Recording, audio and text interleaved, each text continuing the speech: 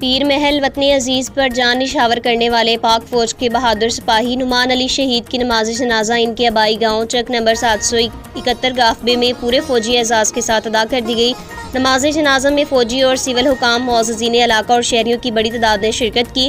نعمان علی شہید جو چک نمبر 771 گافبے کے رہائشی تھے، وزیرستان میں دہشت گردوں کے خلاف بہادری سے لڑتے ہوئے جام شہادت نوش کر گئے۔ ان کی لازوال قربانی پر ہر آنکھ اشک بار تھی، جبکہ فضا پاکستان زندہ باد اور شہید کی جو موت ہے وہ قوم کی حیات ہے کے نعروں سے گونجتی رہی۔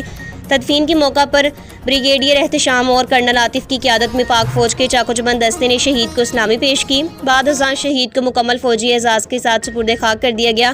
پاک فوج اور سول قیادت کے اعلیٰ افسران کی جانب سے شہید کی قبر پر پھولوں کے گلدستے رکھے گئے اور ان کی عظیم قربانی کو خراج عقیدت پیش کیا گیا۔ اس موقع پر پاک فوج کی جانب سے شہید کے ورثاء کو اعزازات اور قومی پرچم بھی حوالے کیا گیا۔ مقامی افراد کا کہنا تھا کہ نعمان علی شہید جیسے بہادر سپاہی قوم کا فخر ہیں، جن کی قربانیاں ہمیشہ یاد رکھی جائیں گی۔ انہوں نے کہا کہ پوری قوم اپنے شہداء کے ساتھ کھڑی ہے اور ان کی قربانیوں کو کبھی فراموش نہیں کیا جائے گا۔